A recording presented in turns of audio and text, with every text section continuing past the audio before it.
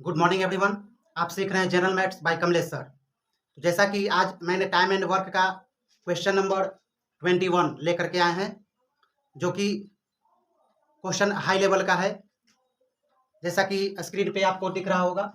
तो आइए मैं क्वेश्चन पढ़ करके आपको सुना देता हूँ एक बार, फिर इसको देखेंगे कैसे सॉल्व करते हैं एकदम इजी तरीके से, शॉर्ट मेथड। तो क्वेश्चन इस प्रकार से है, ए तथा बी मिलकर एक कार्य को 5 दिन में समाप्त कर सकते हैं, जबकि बी तथा सी मिलकर इसे 7 दिन में तथा सी और ए मिलकर इसे 4 दिन में समाप्त कर सकते हैं। इनमें से कौन सा अकेला इस काम को कम से कम समय में करेगा? तो आइए देखिए इसको सॉल्व करते हैं कैसे इजी तरीके से। तो टाइम गुना इफिशियंसी बराबर वर्क, ये आपको याद रखना है,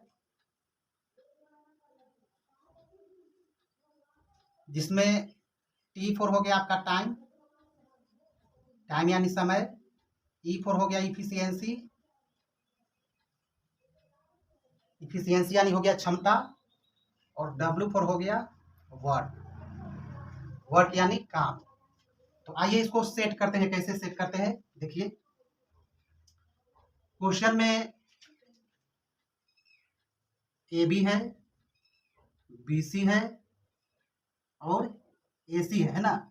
C और A, इसको A और C भी लिख सकते हैं, फिर तीनों को अलग अलग लिख लेते हैं, A B C, फिर तीनों को एक साथ कर देते हैं ABC। इधर जो है वर्क निकालेंगे, वर्क डन। यहाँ पे टाइम लिखना है, टाइम के नीचे इफिशियंसी लिखना है। तो AB का टाइम कितना है? 5 दिन, 5 लिख दिए। BC का टाइम है 7 दिन, 7 लिख दिए।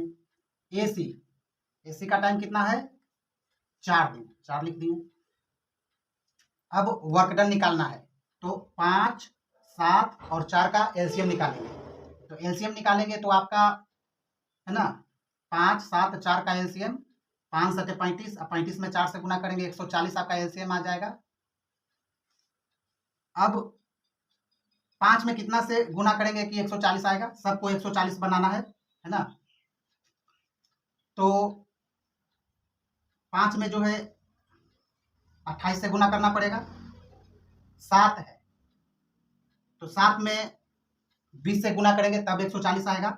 4 है तो 4 तिया 12, बच गया इसमें 2, 4 पचे 20, यानी 4 में जो है 35 से गुना करेंगे तब 140 आएगा।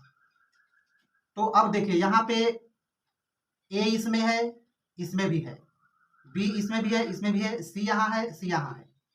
तो इसको हम इस तरीके से लिखेंगे 2ABC बराबर लिखेंगे कितना? तो 28, 20 और 35 तीनों को जो है ऐड करके लिखेंगे है ना। तो 28, 20 और 35 इसको ऐड करेंगे तो हो जाएगा 83 है ना। तो यहां से ABC बराबर निकाल लेंगे, ABC बराबर 83/2। इसको पॉइंट में कर देते हैं, 2 चौकी 8, 2 एकम 2, बाकी 1 बच जाएगा, 2 पचे 10, यानी 41.5 है ना, 41.5।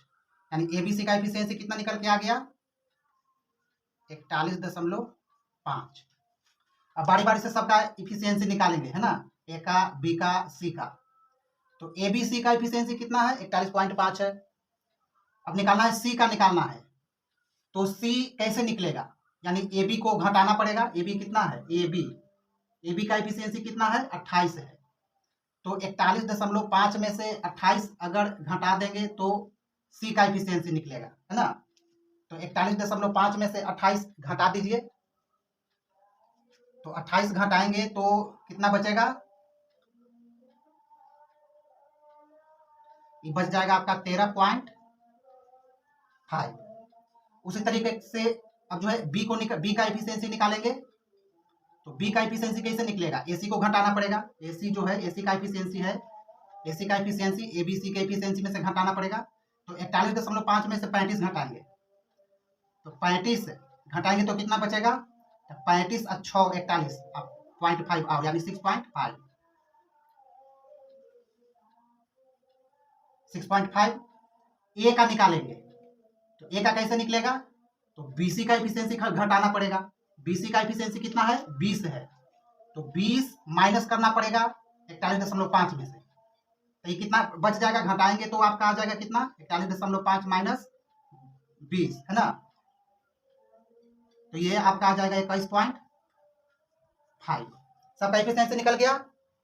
अब कह रहा है क्वेश्चन में कि कौन सा अकेला इस काम को कम से कम समय में करेगा। तो देखिए, कम से कम समय में करने के लिए पूछ रहा है क्वेश्चन में, तो जिसके पास ज्यादा इफिशियंसी रहेगा, जिसके पास ज्यादा क्षमता रहेगा, वो कम समय लेगा, है ना। जिसके पास ज्यादा इफिशियंसी रहेगा, जिसके पास ज्यादा क्षमता रहेगा, वो कम समय लेगा, और जिसके पास कम इफिशियंसी रहेगा, कम क्षमता रहेगा, तो वो अधिक दिन लेगा, ज्यादा से ज्यादा दिन ले लेगा, है ना। तो क्वेश्चन में कम से कम कह रहा है, पूछ रहा है कि कम से कम कौन समय लेगा। तो देख लीजिए किसका इफिशियंसी ज्यादा है, ए का है कि बी का है कि सी का है ना। तो सबसे ज्यादा इफिशियंसी किसका है? ए का है, 21.5 है। तो ये जो है ए सबसे कम समय लेने वाला है। तो इस क्वेश्चन का सही आंसर क्या आएगा? 21.5, जो कि सबसे ज्यादा इफिशियंसी है ए के पास, सबसे कम समय लेने वाला है। तो कौन सा ऑप्शन आपका मैच करेगा, है ना? ए नंबर, है ना, ए में है ना, ये ऑप्शन आपका जो है मैच कर रहा है। तो इस तरीके का यूज करके आप कम से कम समय में क्वेश्चन सॉल्व कर सकते हैं, आंसर तक पहुंच सकते हैं। बस जरूरत है तो प्रैक्टिस की। आप जितना ज्यादा प्रैक्टिस कीजिएगा उतना ज्यादा आपका कॉन्फिडेंस बढ़ेगा, और कॉन्फिडेंस बढ़ेगा तो पेन पेंसिल की आवश्यकता नहीं पड़ेगा, आप ऐसे ही मन में कैलकुलेट करके आप सीधा आंसर तक पहुंच सकते हैं। तो आज के वीडियो में बस इतना ही। मैं अगले वीडियो में नेक्स्ट क्वेश्चन लेकर के आऊंगा। तब तक के लिए थैंक यू, धन्यवाद।